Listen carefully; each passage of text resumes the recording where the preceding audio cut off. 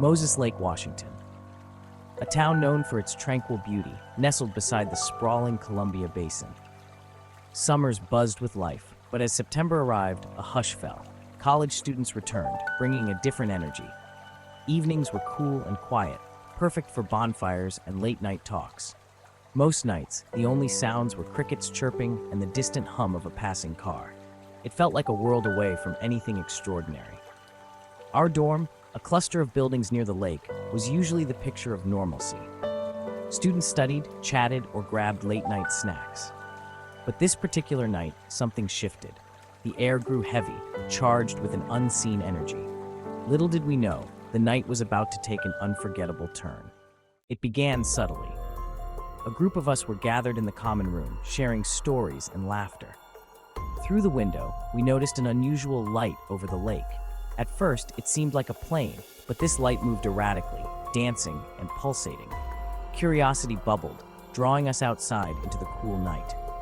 More students emerged from their dorms, drawn by the strange sight. The orbs, now clearly visible, emitted an otherworldly glow. Whispers of UFOs and strange phenomena filled the air. We watched, captivated, as the lights moved in unison, their glow reflecting on our upturned faces. A sense of wonder mixed with unease, setting the stage for what was to come. As we gazed at the orbs, a new presence made itself known. Emerging from the tree line near the lake, a tall, dark figure began to walk towards us. It moved with an unnatural fluidity, its silhouette stark against the moonlit water. Someone gasped, and a wave of silence washed over the crowd. The figure grew closer, and details became horrifyingly clear. It was humanoid in shape, but far too tall, with long, pointed horns atop its head.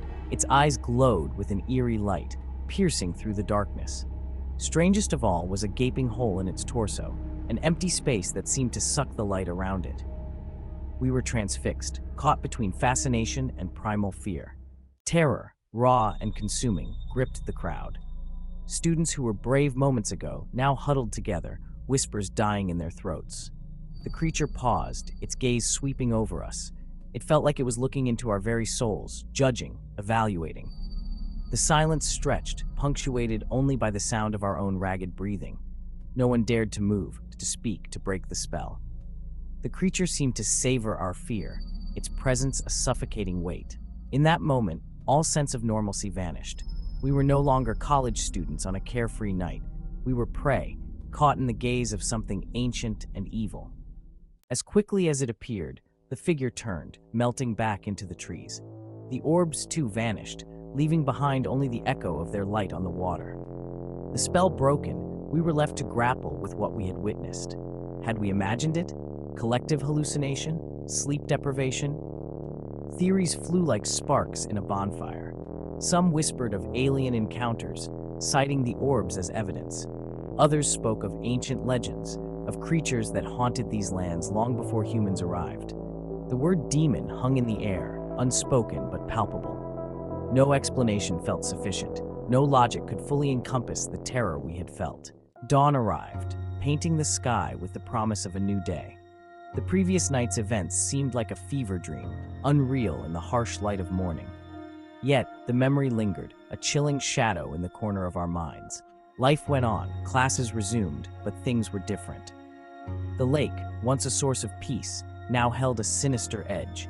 We avoided it at night, the darkness now pregnant with unseen terrors. The shared experience created a bond between us, a silent understanding that transcended words. We carried the secret of that night, a burden and a reminder of the universe's vast and unknowable nature. Years have passed, and the memory has faded, becoming a chilling tale told around campfires. But the question remains, what did we see that night in Moses Lake? Was it a visitor from another world, a being of pure energy and light? Or was it something darker, a creature of shadow and nightmare, a glimpse into the abyss that lies just beyond our understanding? Perhaps the answer is irrelevant. Perhaps the true horror lies not in knowing what lurks in the darkness, but in acknowledging that there are things in this world, forces beyond our comprehension, that defy explanation. And sometimes, on a quiet night, when the wind whispers through the trees, I can almost feel its gaze again, cold and ancient, a reminder that we are not alone in the darkness.